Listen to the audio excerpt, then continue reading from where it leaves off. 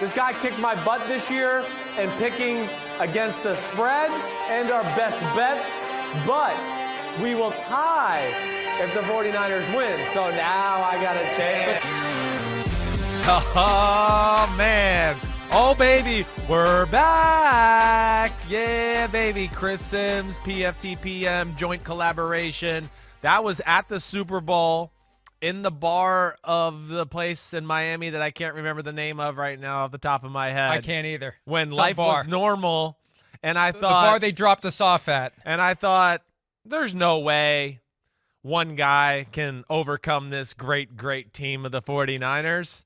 And you saw it coming, I got to say. And you were right. And you ended up absolutely annihilating me in every which way last year in the picks, and therefore you're dead this year. I'm going to kick your ass, just to let you know.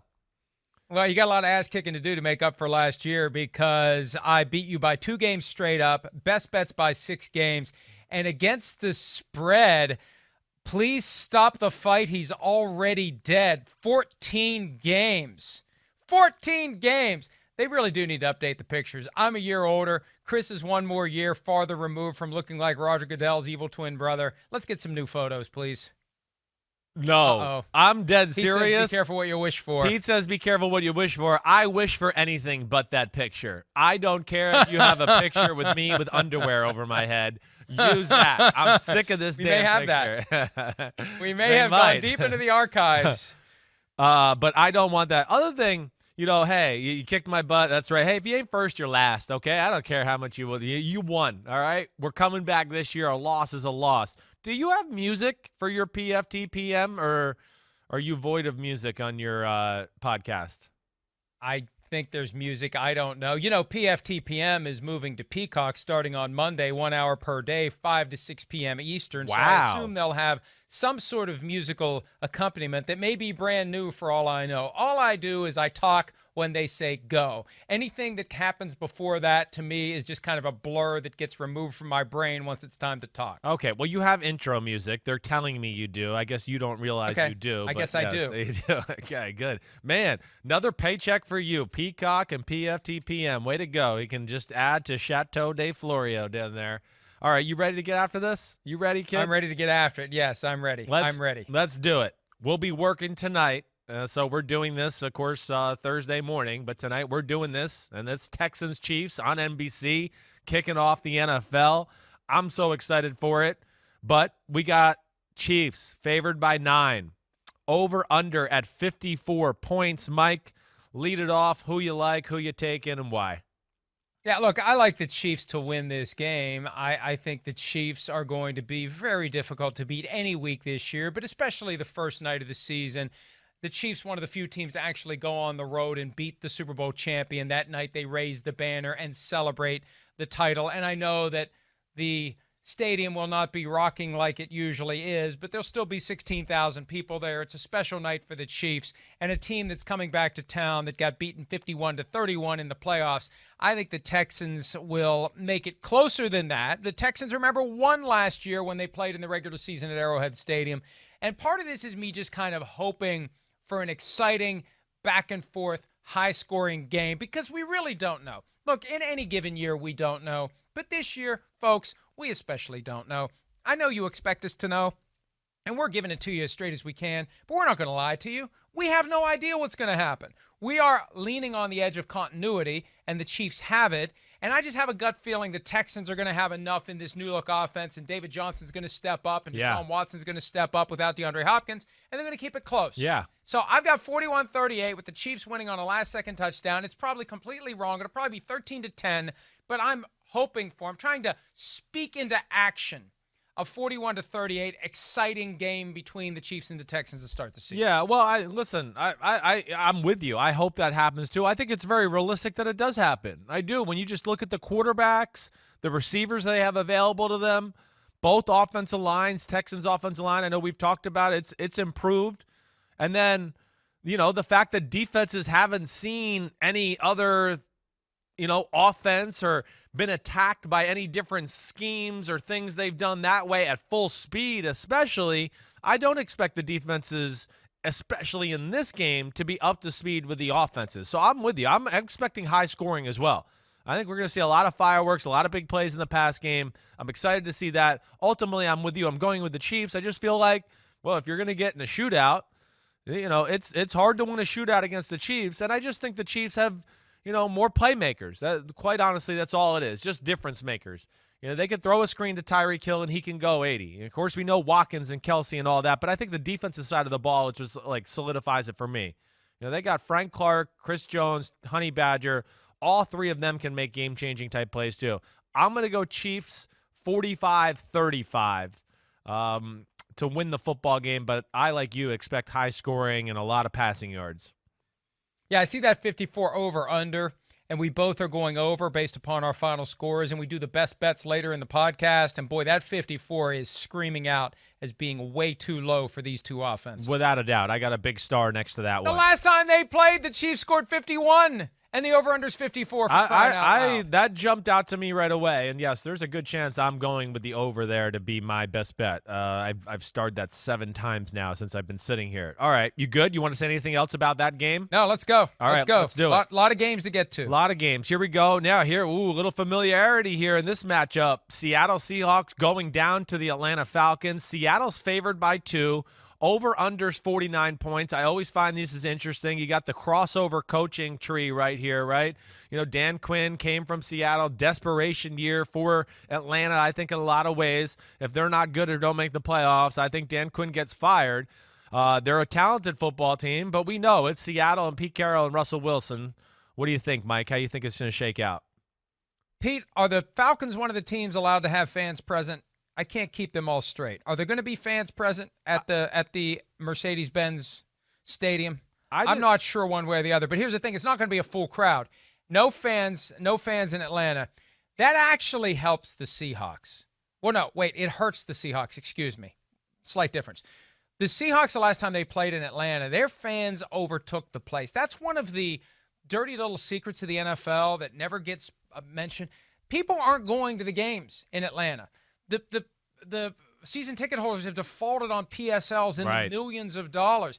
But you see shots, and it's not really focused on, and I understand that, but people just aren't going to those games. No. And it actually helps the road team, and it helps the Seahawks. The last time the Seahawks played there, they benefited from the crowd noise. So that actually takes something away for the Seahawks, and it makes the Falcons like the Chargers, a team that will be better off without fans in the stands. And, We've both been dancing around this the entire offseason. The Falcons have Matt Ryan. Yeah. They have Julio Jones. They have Calvin Ridley. They have Todd Gurley, who did not appear on the injury report at all on Wednesday, which is a great sign given that knee problem that's bothered him the last 2 years. Who knows how long these guys are going to stay healthy? That was a point you made earlier today on PFT Live. They always have the injury issues. They're not injured week 1. This is my upset special, or at least one of them. The first one, Falcons beating the Seahawks to start the season 23-20. I know they're getting 2 points, and I think the fact that the margin's only 2 tells you people are wondering, can the Falcons do it? Even though the Seahawks are one of the best teams in the conference, I think the Falcons can do it at home without Seahawks fans there. Even more likely, 23-20 Falcons win. I think this is one of the toughest games to pick of the week for me. And I totally understand your logic there. I do. I mean, Atlanta's an extremely talented football team. You said it, and it's been the issue the last 2 years. I mean, few injuries have just set them on downhill, spirals that way to where they're too top-heavy of a football team. But they are healthy. They are dangerous. I do think they're one of those dark horse teams to watch out for this year. And with the familiarity of systems and everything like that, I know this is a tough one. I'm going Atlanta 28-24, and I think my reasoning was this, and to me this is a little bit of a coin flip game because I could certainly see it going the way you talked about it too. Only reason I did it is I'd like to see Atlanta's pass rush, right? I just don't know who that guy's who's going to be, a difference maker there. Can Dante? You mean Seattle's? Yeah, well, no, Atlanta's. Yeah, I want to really see Atlanta's. Because containing Russell Wilson. So who are you picking to win? Who are you picking to win? I'm picking Seattle. 28-24. But, yeah, the reason I'm picking them is because I'd like to see this new Atlanta pass rush. I know they got Dante Fowler. I am excited about that. But, man, if you can't get pressure on Russell Wilson, and I think that offensive line's gotten better, we know he can extend plays forever. And then the other thing that just scares me a little and what made me go with the Hawks is two younger, inexperienced corners playing for Atlanta. And I'm hoping, I guess I'm wishing it into existence like you. And if you read between the tea leaves, I do think there is a little truth to this. I think Seattle's going to open it up a little on the offensive side of the ball this year by just some of the quotes and things I saw come out of that camp and everything like that. Even coaches saying it a little. So because of the new look in Atlanta not being maybe quite ready for it, I'm gonna take the Hawks, but I don't feel real confident about that one. Before you try to make this a trend, I want to slam the door on it right away. I don't want you to be operating on some next-level super genius thing where you misspeak in one part of your explanation and then correct it later, and then you have you on the record picking each team to win in a close game, because you did initially say the Falcons. Oh, sorry. You said the Seahawks. I did not mean that. But you know what? You may have tripped onto something. You may have discovered plutonium by accident. This may be the way to do it. In a game where you're really not sure, just misspeak at one point in your explanation, then we can carve that out and say, hey, I was right all along. I don't like to do that. I like to take a horse and ride with it. That's what I do. I mean, shit. One thing we know about Chris Simms is he ain't afraid to go with something and say it and deal with the criticism later. But sorry I misspoke. I want to clarify that. I am taking the Seattle Seahawks 28-24. But I feel not confident in that. That's all I'm saying. Yeah, I feel surprisingly confident in the Falcons. All right, the next one. This one, I like this one, Chris. Go ahead. Okay, Browns at Baltimore. We got the Browns and Ravens. Cleveland went to Baltimore and beat them last year. I believe that was week 3 or might have been week 2. Ravens are week 4. Sorry. Ravens are favored by 7.5. We got an over-under at 48.5. This is a Cleveland team that we know is very talented, a new coaching staff, everything like that. But we also both know Baltimore is probably the best team in football on paper and the most well-built team to go along with it. So what do you got, big guy? It is amazing to think that the Browns went there last September and won 40-25. 40-25 over the Ravens, sending the Ravens to 2-2. The Ravens haven't lost a regular season game since they hosted the Browns last year. The Ravens won 12 in a row after that. It's amazing to think about it because the Browns had Freddie Kitchens. The Browns underachieved last year. That's their christening moment. That's their shining event of the season last year, was beating the Ravens in Baltimore. But I think this time around, right out of the gates, the fact that they did it last year.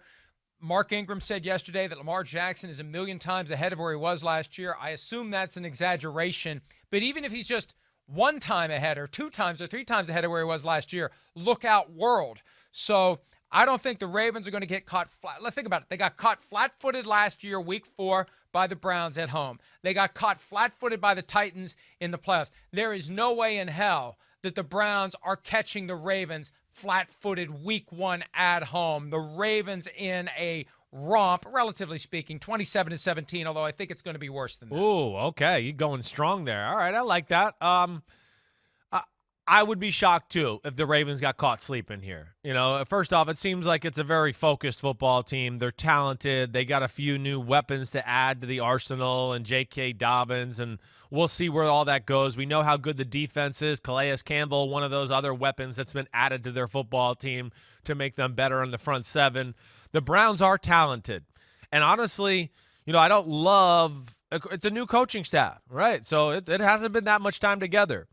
I will say this. I think the way Stefanski calls a game can give the Browns a fighting chance against the Ravens. I expect the Browns. How so? Because the Ravens can be very exotic and do a lot of different stuff, right? Where Stefanski is kind of old school. He wants to run the football, play actions, boots. That's all he wants to do.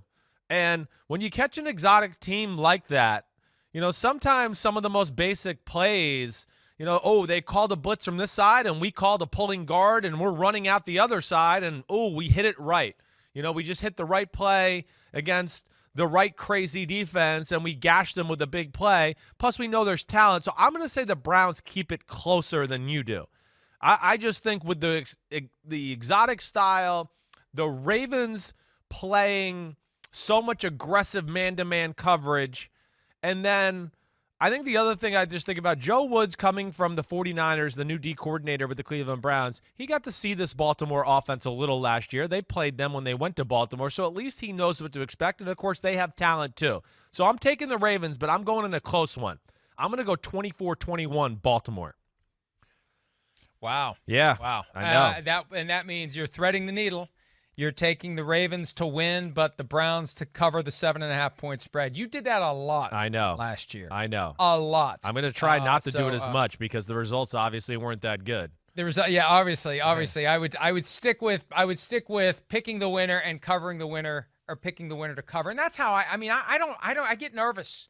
I give me the upset straight up. Give me the winner, the favorite to cover. I hate, no matter how big the spread is. Although I've already done it once.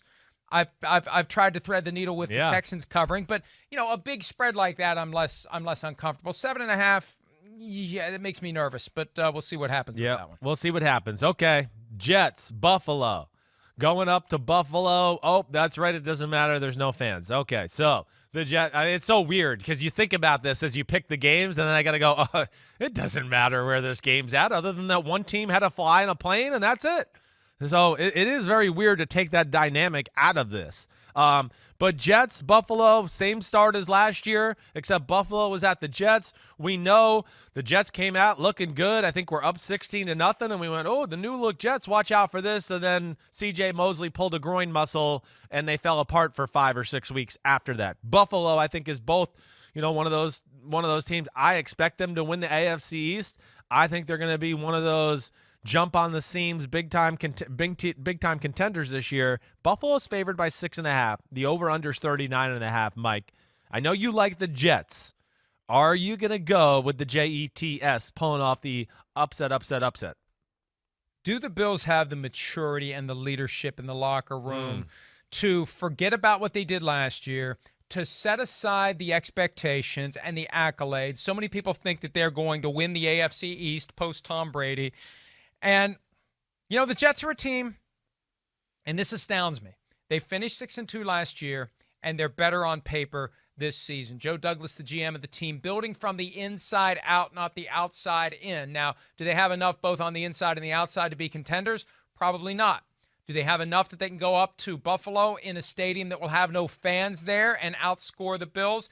I say yes. This is one of those where when it's all said and done on Sunday night, we're going to say, man, oh boy, we didn't see that coming. The Bills are the playoff team, and the Jets are the team that everyone tells us they stink. Well, they don't stink, and they're going to show it on Sunday with a chip on their shoulder, and they're going to put a foot up the ass of the Bills. I like the Jets, not to blow them out, but to outscore them 24-21. Yeah, okay. Boom. Yeah. Again, I'm not going to sit here and think it's crazy. To answer your question about the veteran leadership and the Bills and all that, I think it's a very fair question. There's no doubt. I mean, even their studs on the defensive side of the ball, they're still fairly young players that way with Edmonds and Tre'Davious White, Ed Oliver, those guys. Yeah, they're not there. One thing I know is Josh Allen, from everything I've heard up there, been on his game. And then McDermott's a drill sergeant. I just have a hard time thinking they won't be ready to play football. Now, I think, duly noted here, the Jets, Greg Williams has got a pretty good history against Brian Daboll. He's a pain in the ass for him. And I'm with you. I think the Jets, people are sleeping on them a little bit. They're going to be better up front on the offensive side of the ball. I think you're going to see more of a run game. Le'Veon Bell in the mix and all of that. Who's the receiver that's going to jump out is my question. But biggest thing is, I'm going to go with Buffalo in a close one. I hear you. I can see the Jets pulling it off. I am. Threading the needle. I am. But I'm going Buffalo to win this football game 20-17. And, yeah, I think it could be 17-17 late in the game, and Buffalo's got to kick a game-winning field goal, something like that at the end of regulation. But this is one of the teams that definitely does not benefit from having fans absent. Sean McDermott, one of the coaches, to complain about the competitive disadvantage that flows from not having fans while other teams can have fans, because there is a difference, a palpable difference in Buffalo when fans are in the stands. That's going to be an adjustment for the Bills. And this is just one of those gut feeling, we're sleeping on the Jets. Yeah. And maybe we're hyping up the Bills a little bit too much. And every once in a while, those two things come together and they give us an outcome that we didn't expect ahead of time. That's why I feel this way. I could be wrong, but what the hell? Again, We don't know what's going to happen this year. We got nothing to base it on other than whatever has trickled out of camp, and who knows how reliable any of that is. Yeah, no, you're right. We're more in the dark than ever before, and it's kind of what makes it all exciting. But all right, here we go. Raiders, Panthers, Matt Rule, Johnny Gruden going at it. Matt Rule, the new shakeup of the Carolina Panthers, the new look of their football team, everything about it. The Las Vegas Raiders, John Gruden going across country. Derek Carr, he's got some new weapons at his disposal on the offensive side of the ball. Got some younger guys on defense that they're going to depend on. But I don't know. Carolina, I'm interested to see them, and they've totally flipped their team around. Vegas, which is still weird to say, the Raiders are favored by 3.5. The over-under is at 47.5. What says you, Florio? Give me an idea of the kind of grumbling that we would hear from John Gruden the week before he begins the season, facing a guy who's been an NFL assistant offensive line coach for 1 year of his life, was the Temple head coach, the Baylor head coach, and then shows up and gets this gigantic contract without proving anything at the NFL level. What kind of stuff would John Gruden be saying about facing Matt Rule right out of the gate? Well, he's always going to say some respectful things, right? He's going to do in the that. In the building. He will. He's not He'll going to say be grumbling. But then there'll be the grumbling of the Carolina Panthers. I mean, who the hell knows what we're getting here in week 1? I mean, we got to go watch LSU film to figure out the offense and the defensive side of the ball. We got to go watch this. So he's going to complain about that and probably how it's like handicapping some of the plays he wants to call on offense, but he's not exactly sure some of the defense he's going to get. Either way, I can't take Carolina here. I can't do that. I can't either. No. I can't either. No. And the Raiders, they showed some toughness last year, and I think with some weapons there, Josh Jacobs in second year, we know how good that O-line is. I know Henry Ruggs has opened eyes there at camp. They got a few other guys they're depending on. I'm going Raiders here all the way, Mike. I'm going to go 31-21 Raiders on the road. Yeah, I got 27-20. We both have the Raiders covering the 3.5-point spread. I'm surprised the spread is only 3.5 points. No fans in the stands. I'm shocked by that Carolina. And this is a clear rebuilding team. And all due respect to Christian McCaffrey, he doesn't have a lot of help around him. Questions about how effective Teddy Bridgewater will be as the go-to guy, not as the backup for Drew Brees in the Wizard Sean Payton's offense. And look, maybe the Panthers can get better on the fly, but I just think out of the gates it's too much to expect. I agree. They will improve, but this is a team that finished 7-9 coming in to face them. And this is just one of those games where if the Raiders lose this one, if they lose to the Panthers right out of the gates, it really makes you wonder if they are going to be any better than they've been the first 2 years of John Gruden's return to the NFL. Yeah, I that would concern me. And again, I know they have new moving parts too, but you're right. It's year 3. He's got the same starting quarterback, the same offensive line. He's made some additions to their offensive side of the ball. They should win this game. I would be a little worried too if they do lose it or lay an egg that way. But I have a hard time. With the toughness in which they play, the fact that they can rely on a run game in a game like this where you don't know what defense you're going to get and all that, I do think plays to their benefit, and I, like you, am riding with the Raiders. All right, let's go up to Detroit. The Detroit Lions hosting the Chicago Bears. Mitchell Trubisky, the starting quarterback. We know that Detroit better have a red-hot poker right by their ass this year or they're going to get fired. So this is a big year for them. I don't think the poker's that far away from the ass of Matt Nagy and the Bears either, really. So it's a big year for them, too. A lot of pokers to go around. A lot of pokers. Not many horseshoes, though, for either of these teams, or double rockets for any of the players. No, definitely not. So what do you think here? I thought this was, again, one of the tougher games to pick for me this weekend. But go ahead. You want to lead it off, or you want me to? Mitch Trubisky's done well against the Lions during his time as a starter. Right. And there are questions about Khalil Mack. He was limited in practice yesterday, and Robert Quinn didn't practice at all. I mean, this is the defensive line that's supposed to make things different for the Bears this year. I just look at it this way.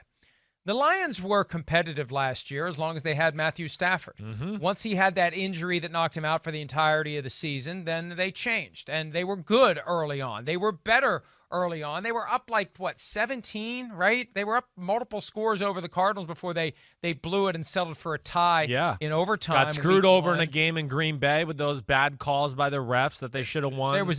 There was a bad call in the Chiefs game where they could have beaten the Chiefs. No doubt, and fumbled on the 1-yard line and let him return it for a touchdown, right? Or is that the other way around? But either way. No, I think you're right, and I think the Lions win. It's going to be close. I got 23-20, but with Matthew Stafford healthy, I think the Lions will prevail. Now, Kenny Golladay and Danny Amendola were both limited in practice on Wednesday, so I'd watch the injury report. Always watch the injury report. We tape this on Thursday morning. We don't know what the final labels are going to be for these players, but still, Stafford's healthy, and I think that goes a long way for the Lions, and I just think that the seat is hotter for Matt Patricia than it is for Matt Nagy. Yeah. Matt Nagy was Coach of the Year in 2018. He took a team to the playoffs. He's got a little more rope, I think, definitely, than Patricia has. They need this one badly, especially at home. I always say for division games, and I think there's 9 of them week 1 this year. Week 1, throw the result out the window, but if you're hosting a division rival and you lose at home to that division rival and you still have to go to their building and play them again, that makes it a lot harder to win the division.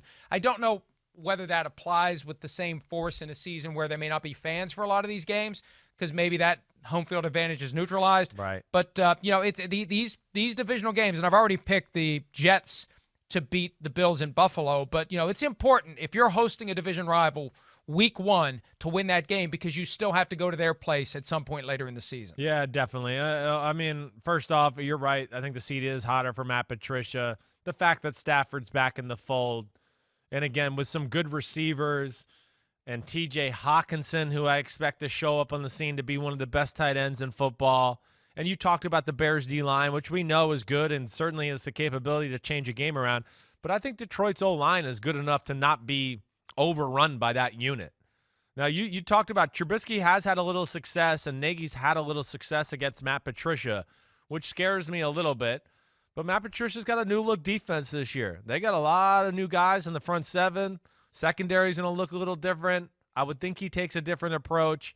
And, yeah, ultimately, the basic logic I think I came down to is the same as you. I'm going the Lions 24-21 because I'm not sure, so I'm going with Matt Stafford because I know he's the better quarterback in the equation. And I could see the Bears in this game being very close, but Stafford mounting some late drives or whatever to go ahead and win the football game. So I'm going with that. Yeah, this is one of those proven commodity games, and you definitely have the proven commodity in Detroit. Real quickly. Yeah.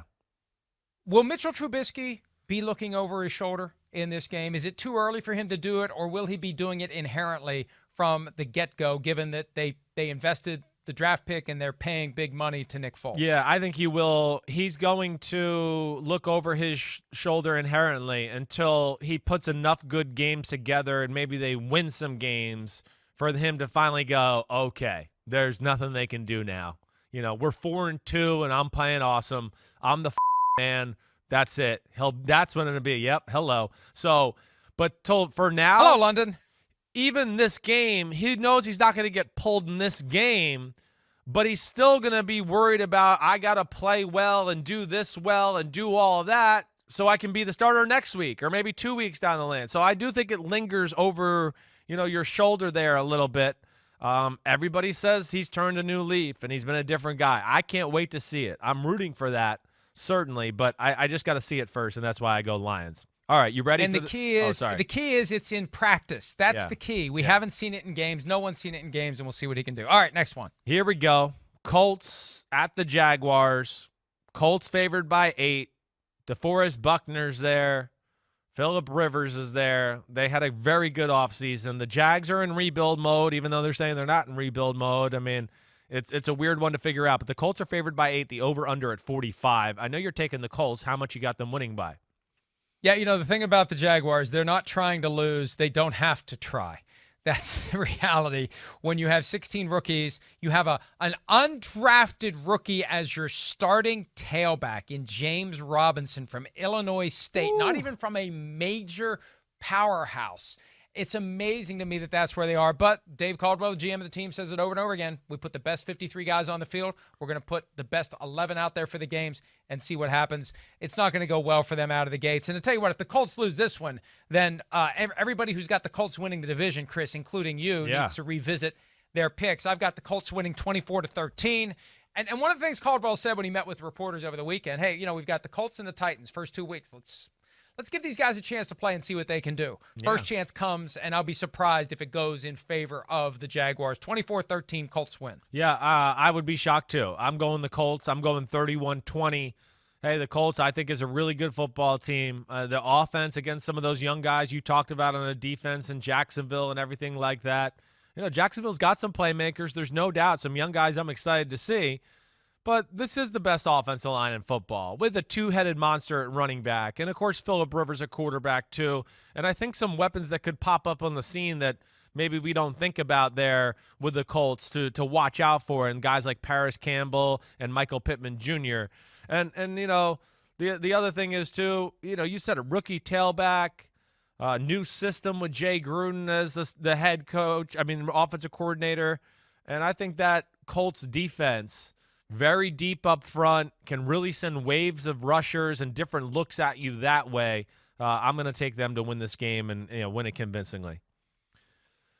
All right, here we go. Oh, Aaron Rodgers, you're going to Florio's team's house. Oh, it's Florio's Vikings versus the Packers. No Danielle Hunter, okay? That hurts your team. You got no Danielle, yes. I thought you were going to get it wrong. Then I thought you had it right. You had it wrong. No Danielle Hunter for at least 3 weeks. Yeah, so that's big. And yeah, we've got some new pieces in Minnesota. Green Bay is pretty much the exact same team. There is almost nothing different about them except for maybe one position on the offensive line. So what are you going to do? You going to be a homer and go? Is it today a I love you Kirk day, or is it a I hate you Kirk day? What are we going with? This one is difficult because I don't know how this game is going to go with no fans there. With the 70 to 75 decibels of constant vuvuzela background noise, cicadas mating at a very high volume in the U.S. Bank Stadium, I just look at it this way. The Vikings at home against the Packers. It's a game the Vikings have to win if they want to win the division because they have to go to Lambeau Field at some point later in the season. That could be the first game of the year where the Packers actually have fans present in November. I feel like, and I try to take a step back and not be overly critical of the Vikings. I feel like defensively they're going to have some new looks and creativity with Dom Capers there, a little blending of a 4-3 and a 3-4, trying to get away from the tendencies that have made it easier to beat the Vikings defense. Yannick Ngakoue steps in for Danielle Hunter until he comes back and they have the bookends at pass rush. I think the Vikings win this one 27-20. I know that the Packers were 13-3 last year. I think that was a little bit inflated by fortuitous and circumstance. Right. And or fortuity as the case may be. I just think the Vikings win this one. And I know that's playing into this vibe that Aaron Rodgers has, that they're flying under radar, but I think they are because the team didn't do anything to get better. They're trying to get better for the future. And maybe a future that won't include Aaron Rodgers. So if they had gone out and loaded the cannon with, high-end receiver, first round of the draft, all those guys that were available, Chase Claypool, could you imagine if they had taken him across from Devontae Adams? You'd be penciling the Packers in for the Super Bowl. They didn't do what they had to do to get to the next level. So I think the Vikings have enough, at least for week one, to win at home, even without fans. Yeah, okay. The Packers were one of the least impressive 13-3 teams I've ever seen last year. They feasted on the poor. When it became time to play the upper class and things like that, it wasn't that good. Really, the only upper class team you can look at last year that they beat, like where I really look at it, is go with the Minnesota Vikings twice. I know they beat the Chiefs, but come on, Patrick Mahomes wasn't playing. Kind of a different team then. So, yeah, I don't think they're that dominant force, and they did not get better. You're right, but I don't think Minnesota got better either. And without no Danielle Hunter, and I don't care what they set the decibel levels at in Minnesota, they're going to set it at 70 to 75. That's not going to be as loud as it usually is there with a full fan base. And that's the great advantage they have at home, especially when they play like Aaron Rodgers, because now their pass rush gets off. And now you got no Danielle Hunter and the no crowd noise. I just think that's too scary with Rodgers. And I think it'll be close. I'm going to go 23-20 Packers, though, winning it on the road. What a shocker. He picks Aaron Rodgers' team to win, although it's kind of redeeming yourself for not putting Aaron Rodgers in the top 3 or 4 I made him of your 3. quarterback I made list. him 3. You made him 3. Yeah. Not picking the Packers to make it to the Super Bowl, so you at least picked the Packers to beat the Vikings. I understand it. I'm not surprised. This is one that could go either way. Yeah. This one will not be one of the best bets of the week for me. I can guarantee you that. No, yeah, it will not be for me either. Now, the next one might be Dolphins, Patriots, Flores, Belichick, Fitzpatrick versus Cam Newton. This is going to be fun. I mean, I think I'm more excited to see Cam Newton and the Patriots than I am Tom Brady with the Bucks. I don't know why, because I'm excited to see both. But I guess it's just because of the Patriots, and we've seen 12 there as the guy for so long. I guess I'm more interested to see Cam Newton and, somebody else is a starting quarterback in New England and how they're going to formulate a game plan maybe than any other team this week. I'm more excited to watch the Patriots than any other team this week. So I'm pumped for this game. The Patriots favored by 6.5, over under 42, and we know that Miami screwed up New England's playoff dreams last year by knocking them into the wild card round of that last game of the year. Yeah, they would have had the bye, and the Chiefs would have been playing in the wild card round, and who knows what would have happened if that was the case. You know, I think one of the reasons why we're not as fascinated by Cam Newton with the Patriots as we are Tom Brady with the Bucs, because we didn't see Cam Newton last year. Yeah. And what we've seen of Cam Newton the last 2 years isn't the Cam Newton that we're used to seeing. And the reality is, there's a good chance we're going to see the Cam Newton of old, a healthy Cam Newton, a Cam Newton that the Patriots find a way to keep healthy and is effective and is an upgrade over the 2019 version of Tom Brady. I'm excited and fascinated by the possibilities. You know, the Patriots are my Super Bowl team out of the AFC, so you can't get there if you lose to division rivals at home, even with no fans present week 1 for the New England Patriots. 6.5-point spread. I've got the Patriots winning 24-16. It's a little bit closer to the spread than I'd like it to be, but still, Patriots cover, Patriots win. Yeah. I think, the Patriots have a clear advantage here. First off, I think the Patriots are the better football team. Just to start there. Yes, and I also think, of course, Belichick's better than Brian Flores. Flores knows some of the tricks of the trade of how Belichick operates, but, now that in a year of Belichick getting to play Flores, too, I think he'll understand some of the way Flores wants to attack his team, too. Also, I look at an advantage New England from this fact is, I know there's a new O coordinator in Miami. Shan Gailey's there. Belichick's faced Shan Gailey so many times in his life. I mean, he was coordinator in Buffalo and with the New York Jets. So now he's just going to the next team in the AFC. So he's got great familiarity with him. But if you're Brian Flores, yeah, you know some of the Patriots offense, but you don't know this Patriots offense. I know you might look at some Carolina film and things like that, but you talk about, to me, one of the harder preparation obstacles to deal with. The Dolphins, I do think, have that, because what exactly do you get your team ready for? We don't know how they're going to attack with Cam Newton. What's going to be their formula? And because of that, I just think that's a big advantage for the Patriots. I'm going Patriots 28-17. I think they do cover that spread, and I think the Cam Newton era starts off on a very positive note. There was a moment earlier this week where Bill Belichick went on and on about everything Brian Flores is doing in Miami and how he's getting his system in place and he's getting the players and he's pilfered some of the guys away from Bill Belichick and the Patriots. Yep. And I just feel like that was part of just a broader effort to put the pillow down before applying the knockout punch. Wouldn't shock me, no doubt. Let me, grease him up a little bit and tell him how great he is so I can, then go back and be more worried, and I'll work even harder because I got fear of losing this game. And, I mean, yes, I think he's got great pride in seeing Brian Flores have success. I mean, that was a guy that came from the bottom all the way to the top in that New England organization and worked his ass off and did all those things. But, yeah, you know them, their mind tricks, and I think people are sleeping on New England. I'm not picking them to go to the Super Bowl, but I get why you are. And I think they are going to be a force in the AFC. All right. Eagles versus the football team. The big bad football team from Washington. Eagles favored by 6. Washington, whole new look. Great Scots. They should have a great defensive line, which I think I'm very excited to watch that all, shape up.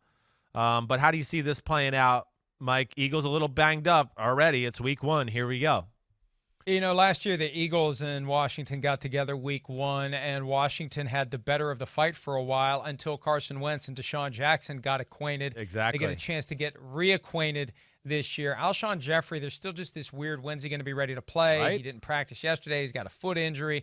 Jalen Reagor was limited in practice, which is good news because they thought he was going to be out for several weeks. But, Carson Wentz is the difference in this. Carson Wentz showed us last year that he can get it done even if he's got no one else around him.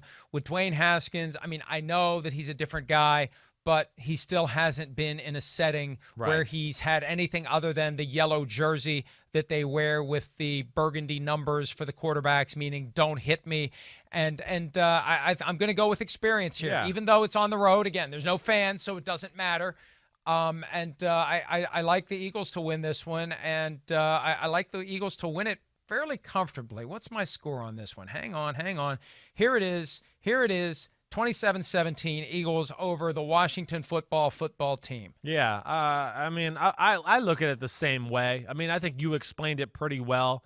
I think Washington will hang around and be a pain in the butt just because, you mentioned it. We already got weapons hurt in Philadelphia. I think this Washington defense can be the real deal Holyfield.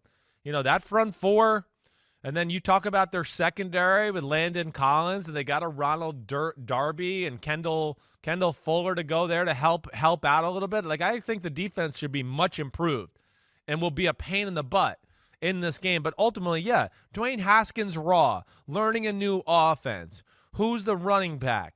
Who's the other receiver other than Terry McLaurin that is going to scare anybody on another football team? So for those reasons, I think the Eagles win kind of an ugly 23-14 type football game. All right. You ready for the 4 o'clock games? Here we go. 4 o'clock games. All right. First, the 4 o'clock game that no one is going to watch. Why is that? I understand. Look, I like it when there's more games. Well, I'm torn.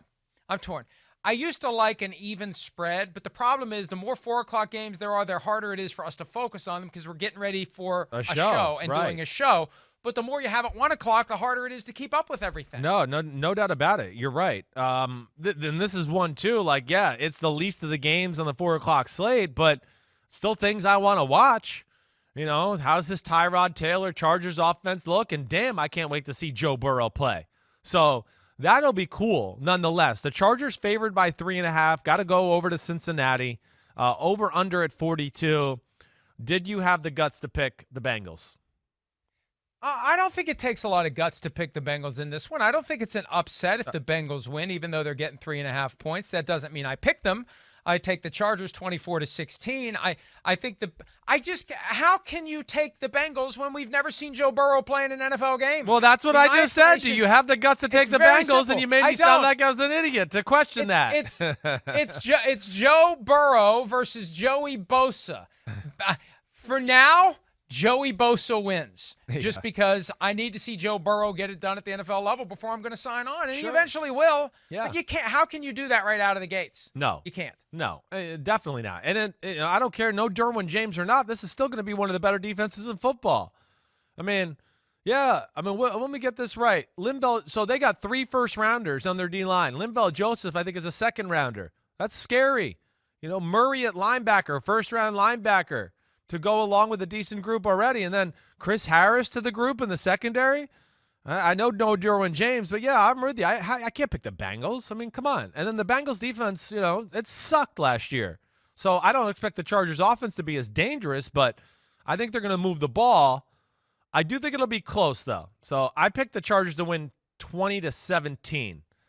just because I'm not sure about their offense and how many points they couldn't put on the board. So I can kind of see them winning, like kind of controlling the game, but it somehow stays close that way. But I have no feel for that, and I can't pick the Bengals. So sorry, I took the Chargers. Did you look at the line? I just looked at it right now. This one, yes. Half-point needle threading. This is one I didn't even care because I knew I wasn't going to be betting on it, and I didn't look at the line until this very second. But, yeah, I didn't. That would explain why you were 118 and 136 last year against the spread. We'll see there, Bobby Big Chest. Let's see how this year goes. All right. Now to the marquee game. Bucks, Saints. Not looking good for Mike Evans, but we're all excited about the Bucks and this all-star team they have. And then, of course, we know the Saints are already one of the best teams in football. We don't have to question that. New Orleans can be slow out of the gates, as we've seen, I think, the last 3 years, really. Even last year, I know they started out 2-0, but struggled against the Texans in a close one, and then barely beat Tampa Bay, I think, in week 2, right? So who you got, Mike? You think Brady can go to New Orleans first game and maybe without Mike Evans upset the New Orleans Saints, who are favored by 3.5, over under at 48? I like the Saints in this one, even though the Buccaneers are my NFC Super Bowl representative. I think it's going to take them a little while to be firing on all cylinders. The fact that Tom Brady is an underdog, I think that's the first time that's happened in 4 or 5 years. And the Saints a little bit more than what the home field advantage would otherwise suggest. And I think they're going to have some fans there, not many. I can't recall. I can't remember who's having fans and who isn't. Most aren't. I think the Saints may have gotten clearance to have a limited amount. They may be waiting on one more permission to do it. Either way, the Saints are a team that has shown us they can get within shouting distance of the Super Bowl, get thrown back into the valley of 0-0 with a heartbreaking loss, and do it all over again. And yes, they start slowly to begin the season. But I think that Sean Payton has heard enough about Tom Brady and Bruce Arians and the Buccaneers, and he's going to want to give Tom Brady a proper welcome to the NFC. And I think he's going to do it. 34-27 final score, but I think the Saints for now are the better team. The question is, how long until the Buccaneers overtake the Saints? Yeah, I'm with you. I'm picking the Bucks. The Saints to win 31-24. So I got that touchdown margin too. Yeah, they're just too battle tested. It's the same team basically, except they're gonna have maybe a few younger guys contribute. They got an Emmanuel Sanders in free agency. I think that helps out their football team. But so good up front on both sides of the ball. The Bucks, if they got that great D line, it's kind of becomes, irrelevant when you play the Saints. They're not going to overpower that group. And then, continuity is big in football. I got to see the Bucks play a little first, and Brady got to get used to playing with a new team, and it's a new offensive line, and especially if Mike Evans is even playing but less than 100%, that changes the game. So I'm going Saints 31-24. And really, I wouldn't be surprised if it's a little bit more than that when all's said and done. I really wouldn't be. But, okay. You got anything else to say about that? You ready to move on to the next one? I just think it's going to be a great, great game, and it's another one that the NFL could have held on to until deeper in the season. They knew Brady was with the Buccaneers when they announced the schedule, and I think it was smart, and I think it's exciting that we get that one right out of the gate. Yeah, definitely. Combined ages of the starting quarterbacks, 84. Whoa, that's crazy. It's got to be the oldest in the history of the sport, I would think. Okay. Kyler Murray at the 49ers. Cardinals were a pain in the butt for the 49ers last year. 49ers are still a really awesome football team, at least on paper. Nothing's changed for them. You could argue they got better. We know Arizona got better. 49ers favored by 6.5, over under at 48. What do you think, Mike? Remember 2 weeks ago when we pointed out on PFT Live that Nick Bosa was week to week with a muscle strain in his leg? Yeah. And that was 2 weeks ago. And week to week is ominous because week to week means there's a chance it's going to be several weeks. Well, I was leaning Cardinals to win this straight up until I saw yesterday that Bosa wasn't even on the initial injury report. So he's back. He's good to go. So is Dee Ford. I think that's enough to make the difference for the 49ers. And even though I've chastised you for threading the needle, 6.5-point spread is enough for me to say 49ers 24, Cardinals 20, Cardinals cover, 49ers win. I didn't have the guts to pull the upset right out of the gates. Cardinals in Santa Clara. I can't do it, even though I have a feeling it could happen. I'll just go with the baby split. 49ers win, Cardinals cover, then either way, I feel pretty good. Yes. Well, okay, so you're threading the needle here too. Okay, I like it. I mean, you give me crap for it. Good. I hope it screws you over somehow, some way. But same feelings. You know, we know that Arizona gave them a tough time. Kyler Murray, DeAndre Hopkins, that's going to be scary. This is a scary offense, everything like that. But also, you know, the 49ers, this is year 2 for Jimmy Garoppolo. I think they're going to be a pissed-off football team. They'll know how to approach playing Kyler Murray and the way he plays and runs and the things he can do too. Yeah, I got to see the Cardinals play first. I don't know if they're going to be ready for prime time quite yet. I'm going 49ers 27-17, and I think they win kind of convincingly there. All right, back to our game, Sunday Night Football.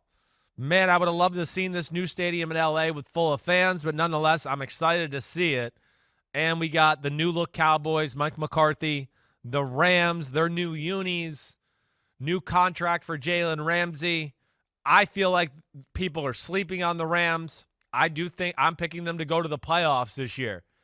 This is a very interesting matchup, one of the best matchups of the week. What do you think? How can you say over and over again you're going with the proven commodity, the proven commodity, the proven commodity, when the Rams seem to be, at a minimum, changing the tire on a moving car with Todd Gurley gone, and now they're going to try to emulate the 49ers approach with multiple running backs, and Brandon Cooks is gone, their top receiver, and defensively, yes, they have Aaron Donald, but Wade Phillips is gone. I just think there's too much that's gone on for the Rams to expect them to hit the ground sprinting, and I think this is a horrible matchup for them to start the year, because here come the Cowboys, prime time, new look, Mike McCarthy, Dak Prescott, Ezekiel Elliott, Amari Cooper, CeeDee Lamb, Michael Gallup, all the guys they have on defense. I look at this and I say, boy, the Cowboys are 2.5-point favorites, and I wonder what it would have been if they actually would have fans there, because there's a chance that the Cowboys fans would overrun the place. And oh, by the way, Jerry Jones was born not that far from the site of the stadium. I just think this one, even though it's the Rams christening their new home, just like when the Giants came to Dallas and christened the new stadium with Eli Manning beating the Cowboys, and he wrote it on the wall in the first game ever played there, the first game that counted that was ever played there. I think the Cowboys pay that forward to the Rams and go disrupt their party and beat them in their own stadium and cover the spread. 31-23 Cowboys win. Yeah, this is a tough game. I mean, we know how talented the Cowboys are. You know, but, you know, all those things you say about the Rams, there they were 9-7 last year, better record. They didn't change their head coach. Sean McVay, from everything we hear, is going to kind of reinvent himself a little bit. So that would scare me if I'm Dallas, and I've just implemented a new Mike Nolan defense and everything like that. Other things here, and this game's very, like, I recognize, I think that the Cowboys are the better team on the field, but you know, again, the Rams have played together for a long time. I don't care that Brandon Cooks isn't there. He didn't help them last year. And, you know, Cooper Kupp and Robert Woods and the tight ends they have. And, you know, Todd Gurley didn't help out that much either last year. So I don't look at it as like, oh, man, they're going to be, you know, drastically different as far as not as good. I still think this is going to be a dangerous offense. And I think the biggest thing, why I'm favoring them is because of kid genius. Because I think McVay, his speed of play, the pace, everything like that is going to put the Cowboys in a bind. Would I be shocked if the Cowboys won? No, absolutely not. I understand everything you said. I get it. I'm going to go Rams 28-27 in a really close, tight football game that'll be a lot of fun to watch. That will be fun to watch if that's the outcome. I hear what you're saying. With McVay, though, you know, he's awfully young as a head coach to be in a position where he had to reinvent himself. Yeah. When you have to reinvent yourself that early into your head coaching career, it makes me wonder about the foundation in the first place. Sure. It's too early to reinvent yourself. I mean, we're not talking about Kyle Shanahan reinventing himself. No. How he made it to the Super Bowl last year. But if it's sustainable, you don't have to reinvent it. That's what concerns me about it. I just think the Rams have undergone too many changes. Yeah. And it's going to be too much to expect them to come out of the gates playing well. It's going to take some time. That's all I'm saying. And I think the Cowboys are primed to come out of the gates on fire. Yeah. And we'll see if that happens. Yeah, I know. To me, this is one of the intriguing. I mean, of course, it's a great matchup. It's two, you know, really star-studded football teams that way. And I don't disagree with what you said. I think the Cowboys are the more well-rounded team. I'm just going to go, with McVay and the fact that people are sleeping on them and maybe the pace of play can jump on them. But we'll see how it goes. That'll be a good one. Okay, so we disagree there. All right, now let's go to Monday Night Football. Steelers, I think the Steelers are both the teams we both look at and go, wouldn't be shocked if they're in the Super Bowl this year. Really wouldn't. They're favored by 6 at the New York Football Giants, over-under at 46.5. Anyway, do you got the Giants covering? I know you didn't pick them to win. Do you got them covering? Well, this one's just going to be a strange one. I think the Steelers probably will travel up on game day. I haven't heard that definitively, but they did it the last time they played at the Giants 8 years ago because of hurricane that the hotels were filled up and they just flew up the morning, played the game, and came back. I think they're probably going to do that. But, I got a lot of faith in Mike Tomlin. Ben Roethlisberger healthy, defense stifling, offensive line of the Giants not good enough to deal with it. Daniel Jones still too young. He's never seen a defense like this one before. I think the Steelers win. I've got 24-14. That's probably being charitable to the Giants. So I think the Steelers easily cover. It's a candidate for a best bet for me. And I think, this Steelers team that we expect to be competitive this year needs to win a game like this convincingly to put everyone on notice that they shouldn't be overlooked. Yeah, Steelers, another one of those, proven commodity teams. Yeah, we need to see Big Ben healthy and everything like that. But other than that, it's the same old team with hopefully some weapons on the offensive side of the ball who are, a year smarter, a year better in that way. But defense special, and I think we know the offense doesn't need to be special for them to win games. They just need to be somewhat relevant, and they'll win football games because it's a Super Bowl defense. The Giants, everything's new. Plus, it's a young team. I'm excited about some of the young talent they got on that football team, especially on the offensive side of the ball. But Willikers, Batman, that's not going to be easy against this group. Blitzburg, week 1, everything they do. And then I think ultimately what also scares me is the Giants secondary. I mean, I don't look at it now, Big Ben being back in the fold. I don't think they're going to be able to cover Juju Smith-Schuster, Deontay Johnson, Claypool, Eric Ebron at tight end. I think they're going to have more of a role with McFarland pass catching out of the backfield or backs out of the backfield. So I'm with you. I'm going Steelers 30-20. And I think it'll be like 30-13 with the Giants scoring a late touchdown to make it 20. I expect the Steelers to dominate the game. Does it matter to you at all that Jason Garrett is 2-0 against the Steelers as a head coach and beat them the last time they played in Pittsburgh, 2016, 35-30, scored 35 points offensively, beat them in Dallas 2012, 27-24 in overtime. Does that matter to you at all?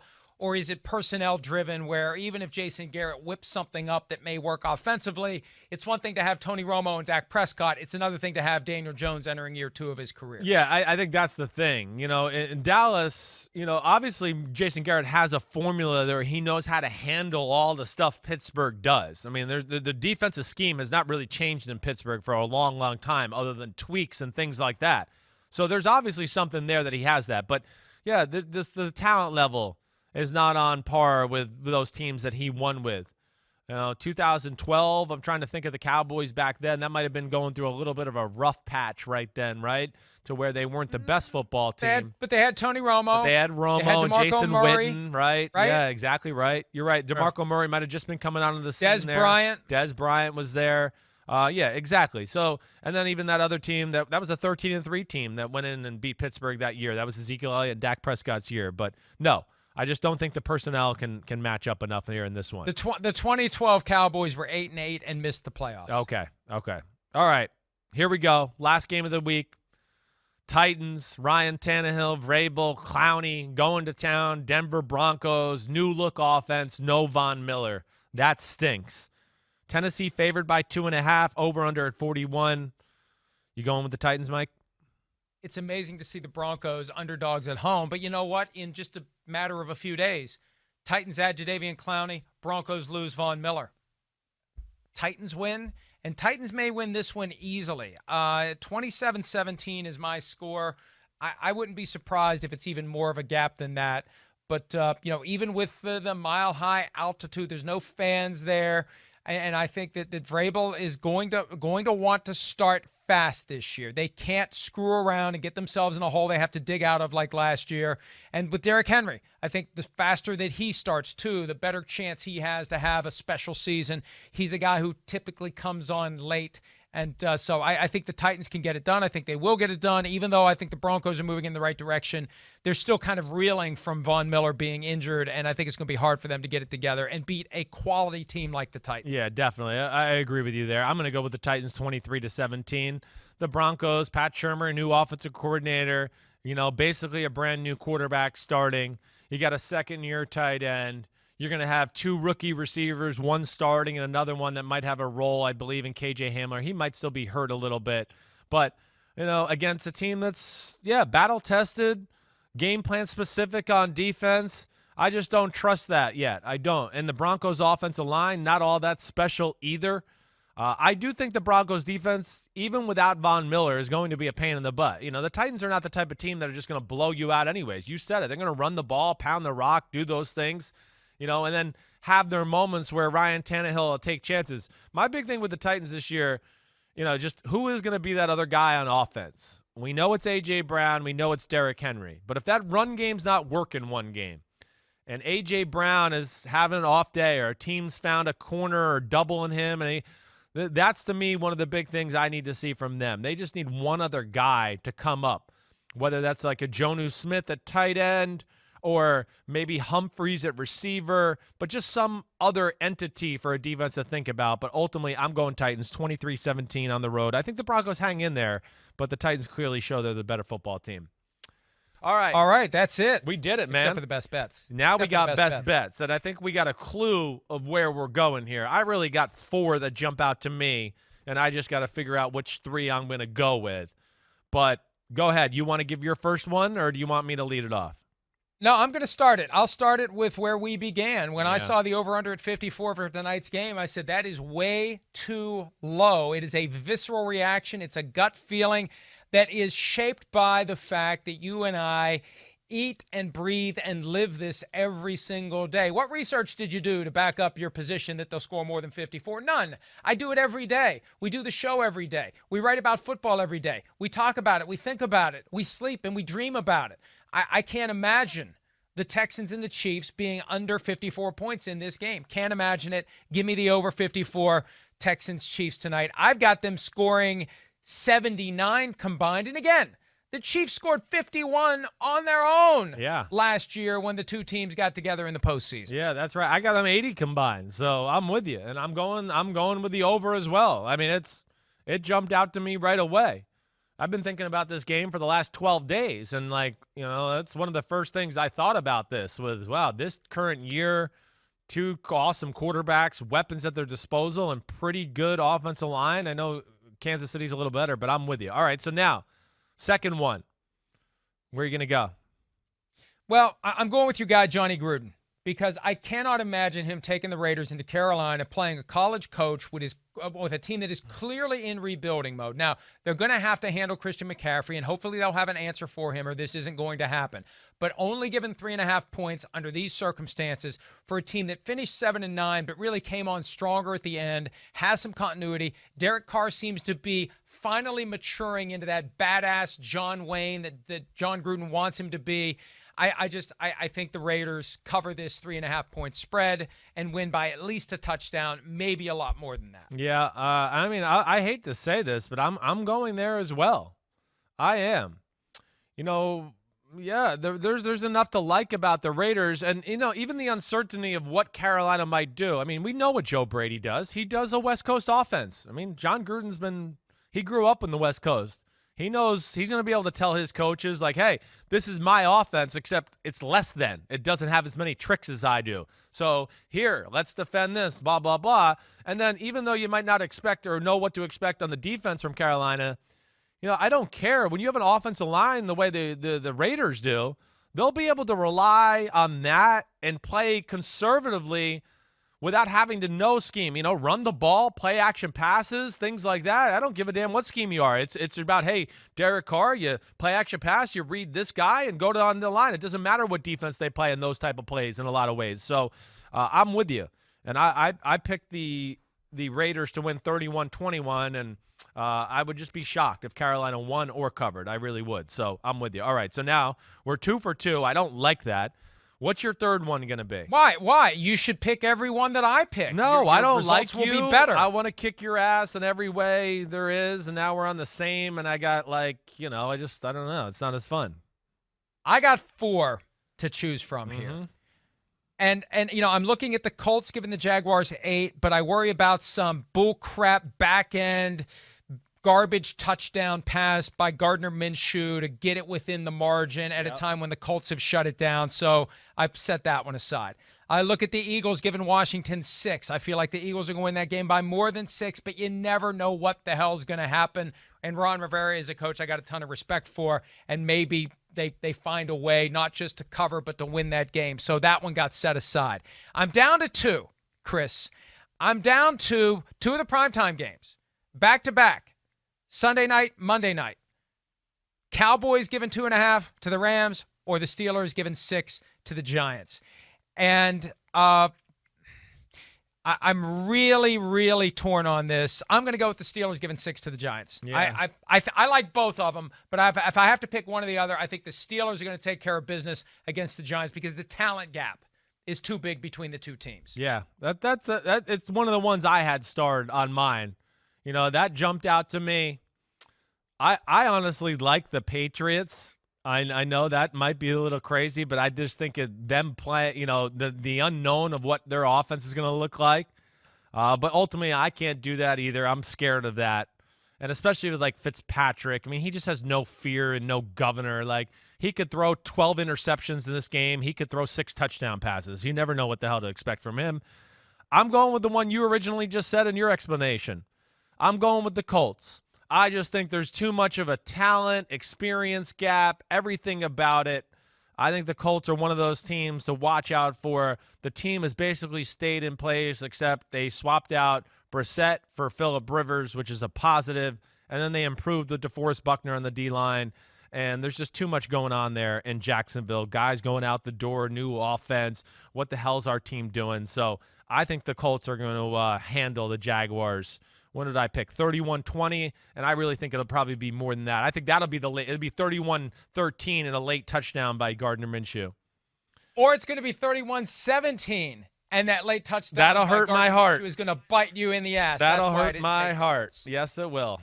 All right, there we go. Florio and I both got the over tonight in the Chiefs-Texans game. We're both going with Vegas to cover over the Carolina Panthers, 3.5-point spread. And then our different one is Florio's got the Steelers covering the 6-point spread. I got the Colts covering the 8-point spread. So we're both riding the points there and just saying, let's go with it. So there we go. Week 1's in the book. Hopefully this is a good start for me. How weird is it? I'll take it. Underwear on his head. I like it better. I'm not even gonna lie. I like it. Hey, you need a little less starch in your undershorts. How weird is it to see Las Vegas on the graphic? It caught me. Isn't that weird? It's caught me so many times today. That the football team from Washington. I'm trying my best not to screw these ones up. But, yeah, Vegas is really weird to say. When you say it, you almost feel like, wait, am I about to say a spread or a point line or whatever it is? But I'm excited to see what they got and some of those new weapons at receiver, and I'm excited to whoop your ass in week 1 of the NFL football season. Wait till next year. Okay. It ain't happening this year. All right, that's just like you think the Chiefs are going 2 in a row, I'm going 2 in a row. Okay, wait. Let's just do that really. You're picking who to win the Super Bowl. I know you got Bucs-Patriots Super Bowl matchup. Who you picking to win? Buccaneers. Woo! All right, and I'm going the Chiefs. Yeah, I mean, if we got to pick one, I'm going with that team. All right, if we got to, and that guy is in 1-5. So I know it's repeating's not easy, but damn, I think they can do it. All right, that's it. Let me tell you, if they pull off two, I'll say it now, they're going to get 3. Yeah, watch out. Right. I think if they get 2, if they're there this year, you're right. It shows that they have the right DNA to, okay, who cares we won last year? We can still be motivated and tough this year coming off of that. So I hear you there. All right, that's a good one. Chris Simms Unbuttoned, PFT PM collaboration. Florio and I will be on Sunday Night Football tonight. Please rate, subscribe, both of our podcasts. Florio's big time, and he'll have an hour show on Peacock for his podcast now. Not me quite yet, but you the man, Mike, and hope everybody turns into Thursday Night Football tonight on NBC and Sunday Night Football. Florio and I will be there, and we always have fun. One last thing. Yeah. One last thing. You will be there because starting next week, the picks segment, which we will have to keep within an hour, will be the PFT PM Thursday edition. Oh, great. Okay, good. Yeah. All right, that's So you're good. there already. Thanks, man. Thanks a lot. All right, made me feel Sure. better about myself. All right, everybody. Have a good weekend. Enjoy the games. It's going to be awesome. Football's back, and that's always a good thing. See you, Florio, you jerk. See ya. See ya. Thanks. Love you too. Love you too.